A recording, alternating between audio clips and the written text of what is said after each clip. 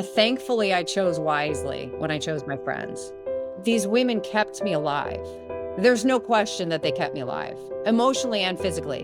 When you experience that with somebody, especially for a long period of time, those bonds never go away.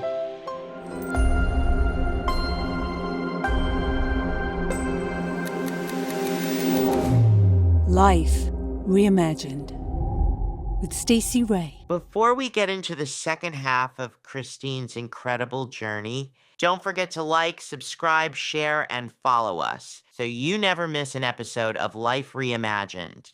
Hi, Christine. We are back with Christine Handy, who is taking us on a very interesting journey that she's been through in her life. And the last we spoke last week, you were in a hotel and found a lump in your breast.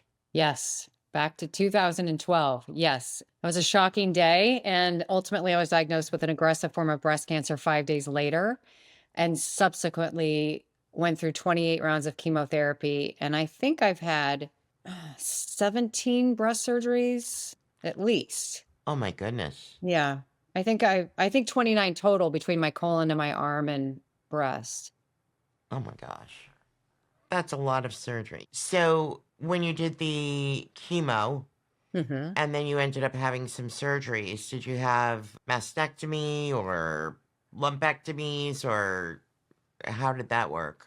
I started with a lumpectomy because when I first was diagnosed with cancer, I had just had a fully fused arm. Right. And so I was unable to start chemotherapy. So they said, okay, just get the cancer out and do a lumpectomy. Okay. And then after the lumpectomy, if you decide to do a mastectomy later after chemo, do that. But Okay. let's just do something to get the cancer out, because we had to wait 30 days for chemo. So I did a lumpectomy, then waited the 30 days, then I did chemo. And then after chemo, I did a mastectomy on the cancer side. But I was really too sick to do a double mastectomy, even though that's ultimately what I wanted. And so I went back a couple years after I got healthy again to do the other side. So I'm going to say this. I know you wrote your wonderful book, Walk Beside Me. Yes. And so I have a couple questions about that, but my understanding is the reason that you wrote the book is because of your angels. It's funny. At that time, a lot of people watched Bravo TV and the Right. housewives of this and the housewives of Yeah. that. And I thought, what a sad display of friendships. And it bothered me. And here I was having friends that showed up every day for me for 2 years. Right. And I wanted to show that. Right. I feel like I've been a disruptor in so many spaces, and I wanted to disrupt that space. Right. I felt like in society, we were coveting this idea that women were going after each other, and that was normal. Right. I didn't think that was normal. And so I wrote the book really as kind of a love story to my friends, saying, look how friendship can really look like. Now, I also wrote the book because I wanted it ultimately to be made into a film, because I was also trying to disrupt the space Yes. of film and cancer. And what I mean by that is, when I was diagnosed with breast cancer, I didn't have any contemporaries that had cancer. I was 41. I was young. Right. And so I was seeking stories of what I was about to go through. Right. I didn't know what was about to happen. Right. And so I was searching for movies. And so when I, did some internet searches for movies, Terms of Endearment came up, Stepmother came up, all these beautiful movies about cancer came up, but they ended in a funeral. Absolutely. And I thought, wow, this is sad. I mean, was reinforcing this perpetual state of fear that I was in. And it was just confirming my biggest worry, right? I'm going to die. Well, of course you're going to die. Why? Well, all the movies say you're going to die. And so I thought, wow, when I didn't die, when I did survive, I thought, well, if I can write the book and the book can become a film, maybe I can disrupt the cancer film space and show survivorship. Oh, wow, you really are a disruptor. Even thinking that way, that's great. Oh no, I wanted to change the narrative on friendships. I wanted to change the narrative Yes. on cancer movies.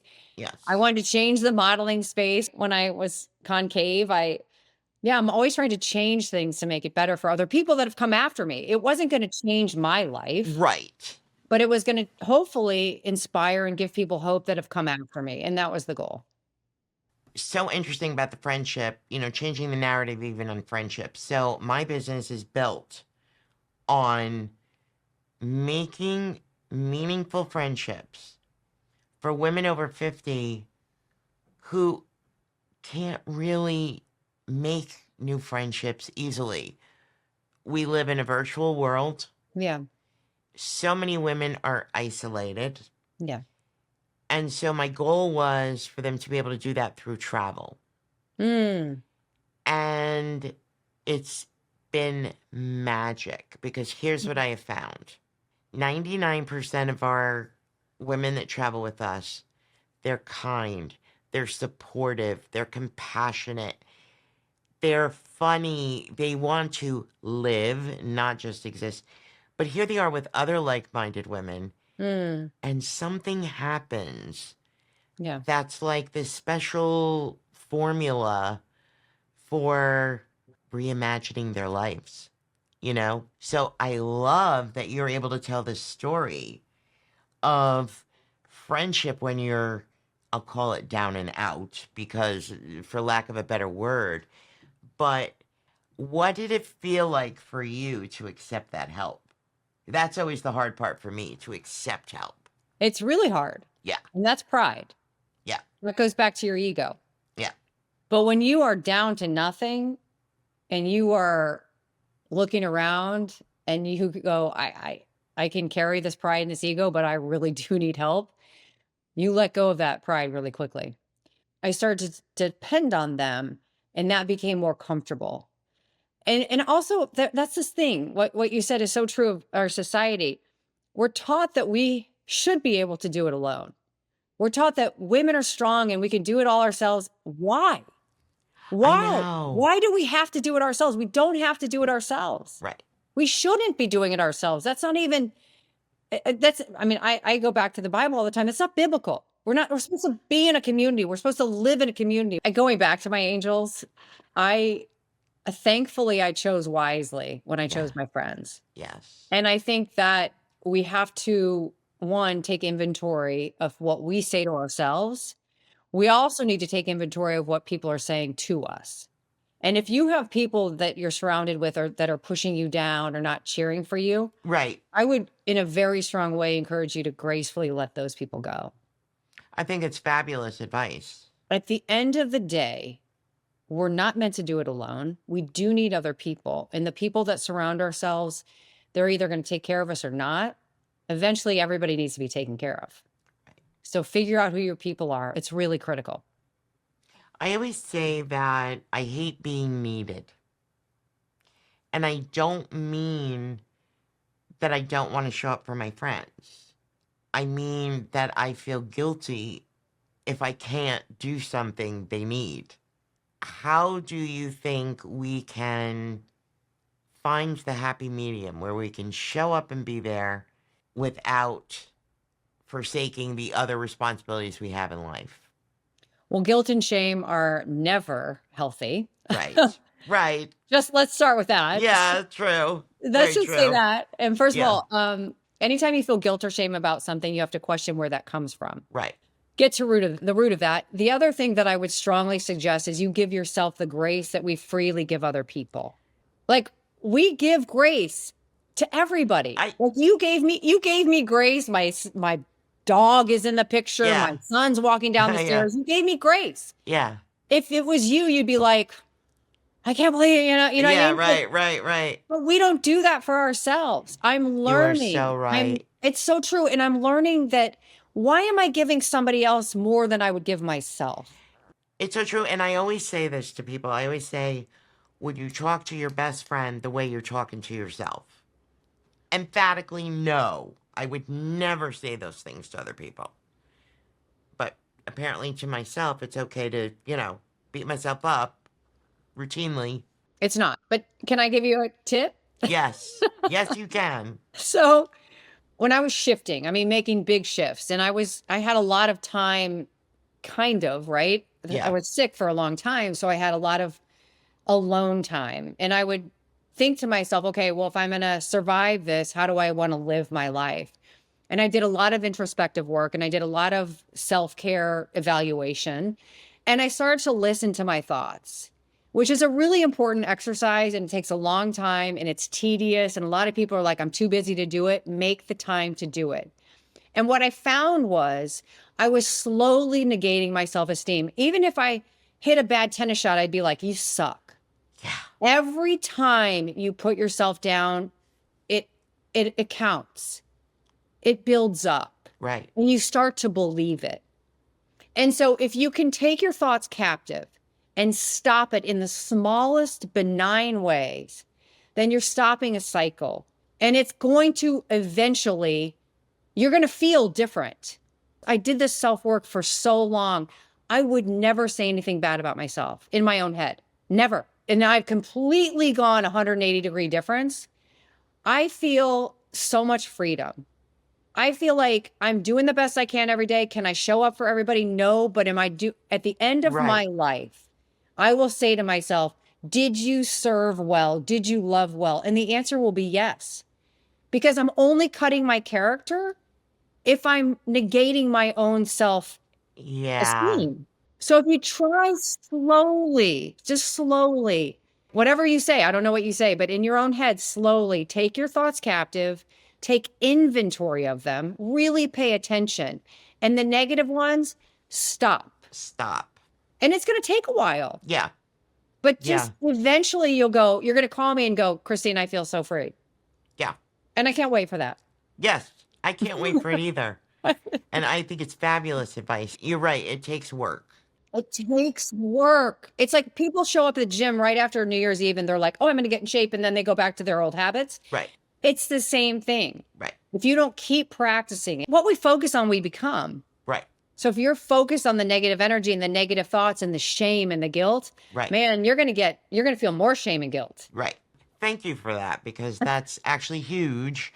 So I want to go back to when you got your breast cancer diagnosis.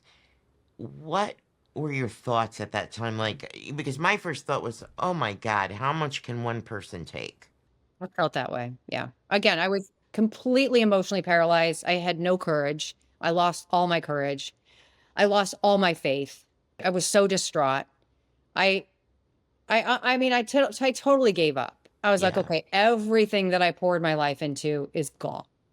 Everything. I'm about to lose my hair. And my hair was like my signature for my modeling. I was like, I couldn't believe it. I could not believe it. I was like in shock. And I would say it was the lowest moment of my life because I could have cared less whether I lived another day. I could have cared less. I was like, just get me out of this pain. And I was in tremendous physical pain because of my arm. And I was in tremendous emotional pain because it was one hit after another, after another, after another. And I couldn't take care of my family. I always wanted to be a mother. And the job I wanted the most, I was failing at.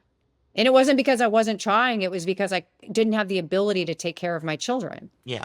And so I was like, well, I'm worthless. Again, going back to that self-talk. Yes. It was terrible. And when I finally started to fight for my life, because I had all these people show up for me, my friends and my family, and I was like, why are they showing up for me and I'm not? You're not. Right. Where inside of me have I quit on myself and why? Right. Again, self-discovery. Was this at the point where you actually started to realize, you're talking about your hair and, your signature. Did that start your transition even more strongly into realizing that it wasn't about external beauty? Yeah. I mean, when I was stripped away of my beauty, really stripped away, I was 90 pounds wet during chemo. I had a port in my chest. My breasts were, they were trying to kill me. Right. Yeah. I wasn't looking very fondly on the breasts that I had that were about to be taken off. And I was bald. And I mean, I had some hair like coming out of here and it was horrible. And so, I thought this is some kind of hell. But wait, people still love me. But wait, people still come and want to care for me. Wait, people are still driving me. But wait, people are still calling me. But wait, I still matter. And I was like, why do I still matter to those other people? It wasn't transactional. Right. That's the thing that I couldn't figure out. I can't do anything for them, but they're still showing up. And that's when I realized I lived my life transactionally up to this point. And I knew that if I wanted to be happy moving forward, I could never live a life of transaction. I could never say to somebody, well, if you do this for me, I'm going to do this for you. Right. Because that made me a prisoner. You Oh, always yeah. depended on other people Right. to either make you happy or not, right? Right. I didn't want to depend on that. I wanted to depend on my character, who I was inside. Right. And so transaction was gone out of my life. People say to me all the time, thank you so much for what you do. I'm like, no, I'm just doing what everybody's supposed to do. We're all supposed to serve. I'm not doing anything extraordinary. You know, I get this a lot with my business, and I've talked about this a number of times on the podcast, but I'll get our women, that travel with us. I've had many come up to me either in person or I'll get an email or a message, and they'll say, Stacey, thank you so much for changing my life. You have changed my life. And I always stop them and I say, no, I have not changed your life. Our company has not changed your life. We gave you a vehicle to do that. And you are the one with the courage and the resilience and the Yeah. strength. And you hopped in that vehicle Yeah. and you changed your life. Yeah. And I find that so interesting, like about the transactional perspective. And you're saying, like, why are they showing up for me when I'm not showing up for me? That had to be like such a major epiphany for you. Well, it was that, but it was also they're showing up for me and I can't do anything for them. Right. I always just assumed people showed up for me because I could do something for them. And they were showing up and I could do nothing. And it was also like, well, why are they showing up when I'm not showing up for myself? And so it was confusing until it wasn't confusing because they kept showing up. It was never transactional. My relationships with them were never transactional. And I believed they were, but they weren't. And going back to what you said about your business and why you do this and people being the vehicle, it really is courageous to take a first step. It's courageous to go on a trip. It's courageous Yes. to go by yourself. But once you do it, that's a step in a direction Yes. versus a step in a different direction. Right. And that trajectory builds self-esteem because you've Yes. taken the first step. Yes. And it leads to so many other pathways for you. It's not like, oh my gosh, now I'm going to go on 50 trips. It's like, wait a minute. If I could do that, maybe I Exactly. could do this. Or Exactly. that all these things that they've had in their minds that, Exactly. yeah. You're building a foundation of courage. Right. That's what you're doing. And that to me is magical. And there's nothing in the world that will ever be able to replace that in my heart. Watching that for so many women, which is one of the reasons that you inspire me because, wait, I will use your words for you. You didn't just survive breast cancer, you have thrived. And that is amazing to watch. Hold that thought. We'll be right back after this message. Ready to trade ordinary for extraordinary? At Sisterhood Travels, we turn bucket lists into unforgettable adventures with group travel specifically for women 45 and up. Picture yourself exploring vibrant cultures and making lifelong friends along the way. Join our community of fearless women and start your next chapter full of joy, discovery, and sisterhood. Visit sisterhoodtravels.com and say yes to your next adventure. Let's dive right back in. Here we go. What do you think was the common denominator amongst your friends, your angels? And that's such a beautiful term. You're not Charlie's angels, you're Christine's angels. But was there a common denominator amongst this group? The types of friendships you had with them? Or were they all different? Yes and no. Okay. So I would say that they came from different groups, Yeah. but we became a unit. Yes. And I would say that most of them are faith-based. That was a common theme. And like one of my friends said, well, you're our Bible study right now. We are the hands and the feet, and we're trying to care for you. Because I would say to them, well, shouldn't you be doing other things? Because they were giving up their time and their resources and their Right. own family time. And they said, no, this is a season of your life that we're going to give to you Right. because we are the hands and the feet of the Lord, and this is our job. And then Ah, when we're done with you, we're going to go do other things. And so that was a very common theme. But I mean, there were some in the beginning of this process, which again was a very long journey. There were different groups of friends that kind of had to get to know each other, and it didn't always look pretty.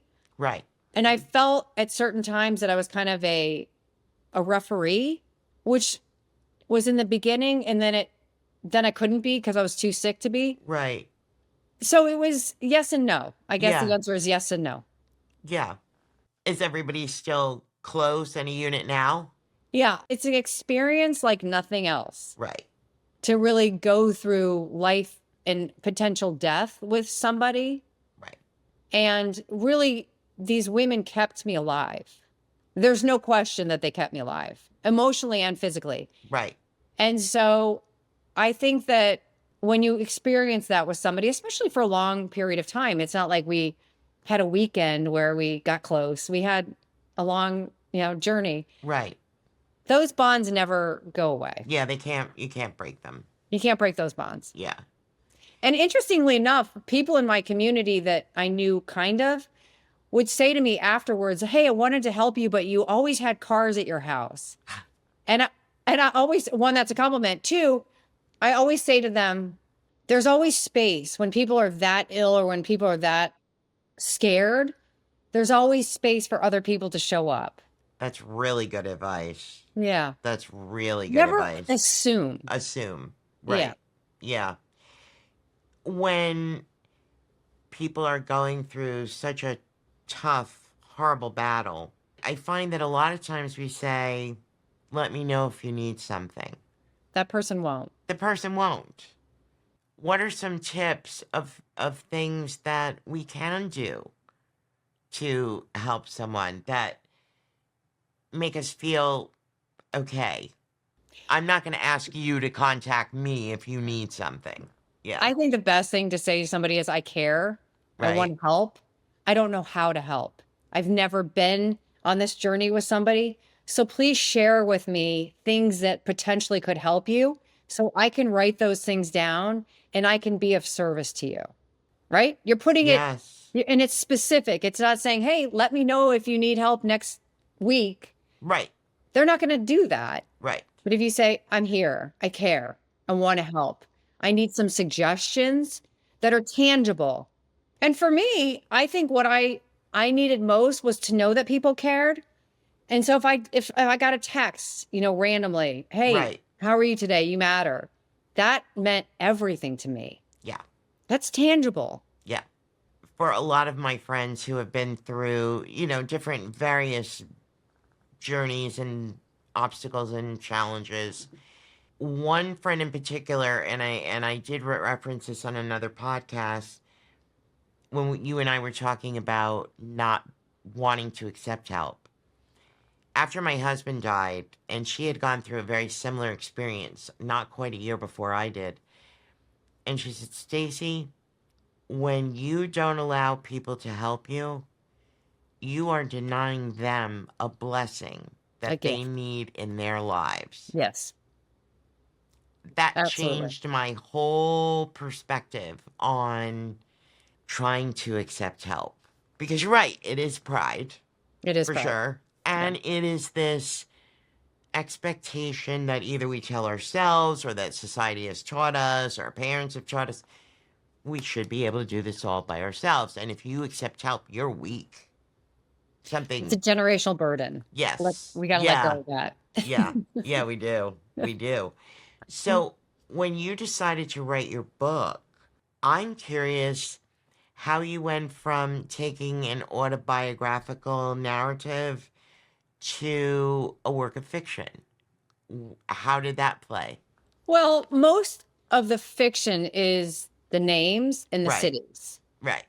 And so we wanted to change it enough where I had a little bit of distance because Right. I had young children, Of course. and a bit of distance helped me in a way to justify the vulnerability. Like if they wanted to stay away from the story, they could. They don't. They're very much involved. They're very proud of my work. And, they were all at the movie premiere a few weeks ago. So I didn't necessarily need the distance, but Yeah. it was a buffer that I think I needed to put it in there. And I think that's a great way to look at it. It's like you don't want to expose your children to, even though it's your story, it's not really just how it will impact you, it's how it will impact your loved ones and what Yeah. have you. So even, as you went through this battle and you finished your chemo and you started to be on the road to recovery again, I know that you had a very shocking, I'll call it, hit with an infection. Yes. So it's actually after my book was written. So it's not even in my book. People read my book and they go, God, how can somebody go through that much pain? And I said, yeah, well, it didn't end there. Yeah. Yeah. Yeah. Okay. Going back to the surgeries, I had so many surgeries and many of them were reconstructive surgeries on my chest. And I liked the idea of having a chest. I Right. liked the chest that I had. I Right. didn't like the fact that I had breast cancer, but I did what I needed to do to get rid of my breasts in a mastectomy, but I wanted to reconstruct. Right. And so I had implants for 7 years. And ultimately, in an emergency situation, and I mean a real emergency situation, if I had not gone to the hospital the night I went, I would have, I don't know how my oncologist said, you wouldn't, she said in a technical term, but I would not have made it the next day. Right. Because I had a MRSA infection in my chest, in my implant. And it was several months in my chest. I mean, it was fortunate that I didn't go into septic shock. No kidding. Yeah. And that would have, probably been my demise. But I went into the hospital with 104 fever and clearly a major problem in my chest. There was a hole that was eaten through my skin. This infection ate a hole, literally through my skin. And I'll never forget, I was in the emergency room and it was June of 2020. So there was nobody in the hospital. Right. And the doctor took a probe, like something like this, and he put it in that hole to see how far it would go into through my skin. Well, it went directly to the implant, and I went from not being able to move my head off the hospital bed because I was so sick and so fragile to I think I almost lunged off of the From hospital the bed pain. because the pain. Oh, I mean, just thinking about it. Yeah. It was like, okay, everybody put their gloves on, everybody put their masks on. Let's go ahead, get her ready for surgery. Let's go, and it was, everybody was moving quickly. And I was like, okay, what's happening? What's going on? Yeah. I wake up several hours later and I can feel, again, I've been in a recovery room with grotesque pain a lot. I'm like, this feels really bad. And I move my hand like to the middle of my chest and I feel all this swelling. And I can feel like there's still something on my right side, but I kind of move my hand over and I have a vacant chest. And it's concave and I'm like, Right. Did they have to actually remove your sternum? no. Okay. But it was, I mean, I can feel my ribs right now. Right. Right. I mean, I have nothing. I have skin. So that was some sort of duress, right? Emotional duress. Oh my gosh. And Yeah. it was unexpected. And so it was the shock, and I'm alone because it's COVID and nobody can be in the hospital. And I had to put my phone in a locker. Yeah. There's nobody there to hold your hand to say, okay, whatever happens, I'm here when you get out of surgery. I had to go after the recovery room into my hospital bed, and I had to get somebody to go get my phone. And my mother called me and I was like, it's over. Like my chest it's gone. Gone. And there's no chance of reconstruction because the infection was there for months brewing and it had eaten skin Eating away and everything. Yeah. no chance of reconstruction. And I was like, I don't even know how to think or feel. And I had never seen my chest excavated or concave or flat because I went from mastectomy to implants. So I'd never seen the reality of this. And so it was several months of physical pain. And once the physical pain resolved, I basically called my modeling agency and I said, I have to come back to work. And they were like, well, okay, why? And I said, well, why don't I come in and show you? And I went in and I said, I have a concave chest and I need women to see that my beauty was not dissected because I lost my chest, that beauty is an Right. inside job. Right. Because I'm getting now social media messages from all over the world. People are like, I don't want to show this to my husband. I'm ashamed of this. Yeah. And I was like, I have to help these people. Right. And my modeling agency said no. And I was like, okay, I'm going to gently, thank them for their time. And I'm going to move on to one closed door closes, others open. So I called my manager in New York. I said, I need you to get me into New York Fashion Week. And she was like, okay, no problem. So I went to New York Fashion Week uninvited and I sat in the shows. And when the shows were over, I would gently move my way to the designer. And I got in front of some designers and I said, I'd like to walk in New York Fashion Week for you. I'm Christine Handy. I've been a model for 40 years and I need to show women that their beauty is inside. And I had really a lovely response. And I walked in New York Fashion Week. I walked in Miami Swim Week. I partnered with Victoria's Secrets. I partnered with very big brands and showcased a concave chest on the runway in print. And it, was 3 or 4 years that I did it where I was like, okay, I used my pain. I helped people. Now we got the movie. So here you are a cancer disruptor, and now you're even like a image disruptor. Model disruptor, fashion disruptor. Yes, because there are all kinds of body shapes and body sizes and what have you. And I know that over time, a lot has changed in the modeling industry, and we do see more what we consider to be real women. Yes. But you're talking about something very, very different. Yes. And what response have you had from women? Exemplary response. Yeah. Beautiful response. Yeah. Just so much cheering me on and so much encouragement, because I think encouragement gives us more courage. So I had enough courage to do it, but our courage runs out. Nobody wakes up every day with courage. I mean, some days we have great courage and some days we don't. It's right. And part of it's related to our self-esteem and part of it's related to just what's going on in our life. Right. And sometimes we're just exhausted and we say to ourselves, I don't have any courage today. And we got to borrow it from other people. And so I had enough courage to do it, but then it gets exhausting. And then to maintain it. Yeah. So then you get encouragement from other people, which builds your encouragement and builds your courage and builds your self-esteem, and you keep doing it. Yeah. And so it was those women that in the brands, it was the brands that said yes to my plight, yes to my mission, that really paved the way for me to do what I was trying to do. And really, those are the heroes, because I had an idea, but that's all I had. If they had never said yes, it would only be an idea. Right. Right. Well, yeah, they are the heroes. I'm so grateful for them. Are you still modeling now? I am. Awesome. I am. And so you said originally that when you wrote the book, your main goal was to turn it into a film. Yes. And lo and behold, hello, beautiful. I did. I think about that 11-year-old girl that's like, I need to model, Mom. I want to model. Yes. And my parents going, no, no, no, no, no. And I'm like, yes, I do. I need. It's been 7.5 years in the making for this film. Our world premiere was April 2nd. And you won an amazing award at the Beverly Hills Film Festival. We won Best Film. Yeah. Congratulations. Wow. Thank you. Yeah, and I've seen the trailer. It's already, I'm like on pins and needles. Yeah. Show me the whole thing. But what was that like for you to watch your film really being made?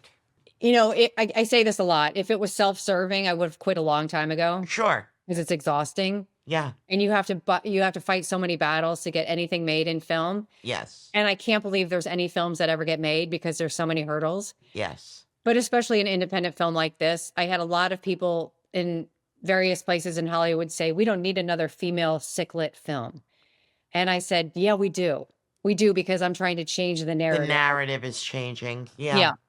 So again, a lot of hurdles, and we still have more hurdles to go to, but we're climbing them. was beautiful to watch because it was so many years of wanting to do it. But it was also, there were 3 days where I couldn't go on set because one day was where she cut her hair. I just didn't want to watch it. Right. And there was another day when she's under the table, and I won't give that scene away, but you'll see it in the movie. I couldn't see that scene again because that happened in my life. And there was one other scene. And so 3 scenes I didn't want to go on set, but every other day I was on set and I was able to talk to the actor who played me, Trisha Helfer. And, she didn't need my help necessarily, but we spoke a fair amount before the movie. Right. So she could kind of get into my head. Right. And be like, now, why did you think of this? Why did you act like this? Where was your self-esteem in this part of your life? And so those were really important talks with her because she was trying to understand the character. And she did an amazing job. And the story is a direct adaptation of your book. Yes. What was the most fun part for you in writing the book? Well, I didn't write the screenplay for the movie, but I did write the book. Right. So the part that was fun for the book, finishing it, completing it. Yeah. Completing it? Yeah. I'm not a writer. So the fact that I set out to do it and accomplish it, that felt pretty good. Now, I thought that I heard you had gone back to school. I did. To Harvard. I did. At what age? I did 48. Well, I had really bad chemo brain and I was so tired of it. I was so tired of the cognitive disability. Yeah. And so and some doctors don't believe in chemo brain. They say, oh, it's a fallacy, and it's not. But I wanted to take charge. I wanted to take charge of my health and take charge of my life. And I was like, okay, well, what can I do to get rid of this fogginess in my brain? Well, go back to school, read, do puzzles. And so I thought the best way to do it would do schoolwork, go back to school. So I applied to Harvard. And again, at that point in my life, I didn't care if I failed. I just knew that what mattered was trying. Right. It wasn't a failure if I tried, but Right. it was a failure if I didn't try. Right. So I was like, I'll just apply to Harvard. If they take me, great. If they don't, that's fine too. I'll find another school. Yeah. They took me. So I spent many, many, many months working harder, I would say, than most at that school because I had to read the same page over and over and over again to understand it. Right. My first semester was a disaster. I was so stressed out because I was like, I don't understand this material. I can't focus. I can't pick it up. I can't read it. I can't write it. And then I clicked. Then it hit. And then I graduated and I got a master's degree from Harvard. Oh, I just want to cheer you on. That's so amazing. In the middle of everything you're going through. In the middle of everything. And a divorce too. Yeah. Yeah. Oh, and you were getting divorced. Mm-hmm. So you said something earlier that made me think of another movie, and I don't know if you've seen it. One of my favorites. It was what you said about the doctor. There's doctors that don't think there's chemo brain, and I love when doctors tell us what there's not. You shouldn't be feeling it because I always want to go, oh, do you have this? So there's a movie that's probably 25, 30 years old. I don't know. Now I'm losing track of time, but called The Doctor with William Hurt. Have you ever heard of it? I did see it. Yeah. One of my absolute favorites. They're so obnoxiously typical God complex doctors. Yes. Until William Hurt ends up with throat cancer. I'm watching it this weekend. And so I'm not going to give any more of it away. I want all of our listeners to go watch that movie this weekend because it is an amazing portrait of actually a doctor knowing what you're going through. We need more of that. We need more of that. And when Hello Beautiful comes out, definitely see that. How'd you come up with the name? Because I thought originally you wanted to name your movie Willow. It was originally named Willow and they changed it. I actually didn't change it. The director changed it. I love the name. And I'm very happy he changed it. Yeah. There are 2 parts of the movie where the husband says, "Hello, beautiful," to the actor, to Willow. Right. And they're profound moments. And one's in the beginning and one's at the very end, and she looks drastically different. Right. And it's almost like the second one when he says, "Hello, beautiful," he's like, "Hello, beautiful." Like, "You're beautiful."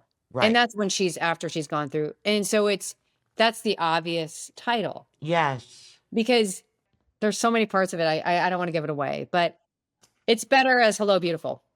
Yes. Yeah, you'll see on screen. I love that name. I actually, when I came out, like, to sit down and talk with you, I almost said, "Hello, beautiful," but People say that all the time. yeah. Well, and it's ironic, right? The title Right. is ironic because the people say "Hello, beautiful" as like, "Oh, you're pretty on the outside," Right. when really the movie is about the beauty on the inside. Beauty on the inside. Yeah. Yeah. And so, you talk about your sons, and clearly you've raised wonderful sons who are very caring and loving, especially for you. Do you think that this whole journey they've been on with you will give them, or has given them, a different perspective, even as they look into choosing a life partner? I hope so. Yeah. Yeah. I taught them wrong for a long time. I taught them that external things mattered, and that's Mhm. not true. Right. I do a lot of my service work to show them as well that hope and faith are what really we need to cling to. Yeah. And serving other people is what matters, not self-service. And so I think by me shifting, they've seen an incredible difference in myself. But I think that that's given them some time to heal as well. Right. I mean, they had a sick mom. I didn't have a sick mom. Right. So I can never understand how they felt, Yeah. although I try, right? Like what you said about the doctor. Yeah. Oh, did you have this? No, I can't put myself in anybody's position. I can't walk in anybody's shoes. I can only listen Right. and I can only learn. And so by doing something different, I'm teaching them something better. So I know that you spend your life now, and your mission and your purpose is to share and advocate in service Sure. to Yeah. others. What kind of work are you doing now to do that? Well, I'm on the board of 3 nonprofits, but that's not my day-to-day work. My day-to-day work is to help and give hope to people, whether it's in an interview, whether it's speaking, whether it's through my book, whether it's through the film, whether it's social media. Right. Again, I'm trying to show what thriving looks like so that when Yes. people are diagnosed, they go, "Okay, there's a life after." Yes. I'm trying to show what courage looks like. Yes. I'm trying to show what inner beauty looks like by modeling on the runway with a concave chest. Yes. So I wake up every day and go, "How can I serve?" And then at the end of the day, I say to myself, "Did I serve enough?" In everything I do. And whether I had an oncology appointment yesterday and, just sitting in the waiting room with other people, I try to encourage them and I try to Yeah. see people. I try to ask them questions. I try to see how they're doing Yeah. and be a light in the world instead of being dark.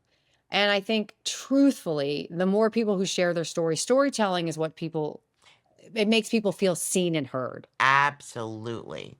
Nobody wants to go through this alone. Life. And that's, I say that all the time. If one person Yes. hears themselves, sees themselves in the Yes. story that we're telling, and says, "Wait a minute, I'm not alone. There is hope. I have alternatives. I have choices." I will feel like we're a big success, Yes. because that's the whole thing. Now, I know that your story resonates with so many women. And, I'm very blessed. I don't have breast cancer, but it doesn't change the fact that I have learned so much from you, especially about that self-negative talk, which I'll be working on. And I'll call you and let you know that Yeah. I'm making Yeah. progress, but also about real friendship, Yeah. what that really looks like. Women, if we banded together, oh, what a different world we would live in, right? Right. Yeah. Competition is out. Collaboration is in. Bam.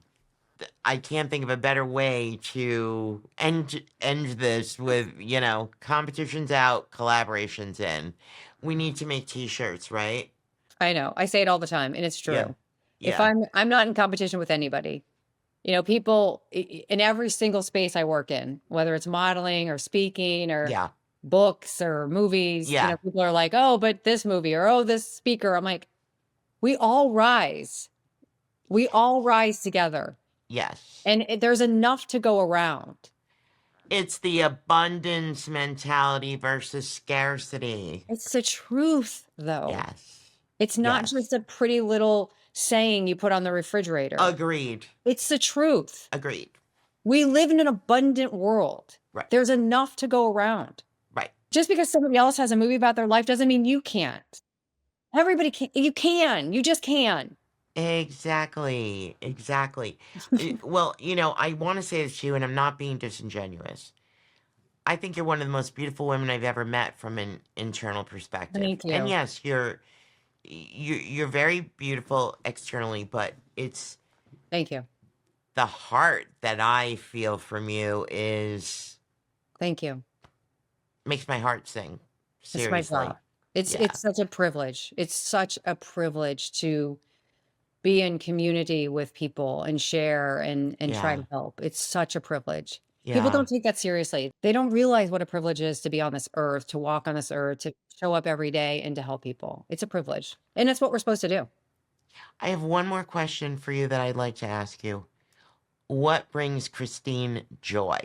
Pure, unadulterated joy. Serving. I'll end it with this. My children and I serve at a battered women's shelter every Christmas. We could care less about the gifts. Right. In Miami, Florida, there's a battered women's shelter. We go every year and we play with the children. We hand Yeah. out gifts. Yeah. We get to serve. That's all we care about. Right. That brings me joy. Yeah. I used to have this little dream of mine that I wanted to have enough money that I could go around anonymously Hmm. and leave things on people's doors that I knew that they needed, and they would never know it was me, but I could just do that. You can. I can. You can. You are exactly right. I can. Yes. Because that's another thing that I love it. is part of my mission, and I believe it to be yours too. Just because we are aging doesn't mean you have to be invisible. No. You need to be invincible. Yes. And so I want to thank you for being so invincible and just for being such a lovely person and for sharing with us today. It is, first of all, I can't wait to see your movie. Thank you. I mean, for real. Thank you. And Thank you. thank you so much.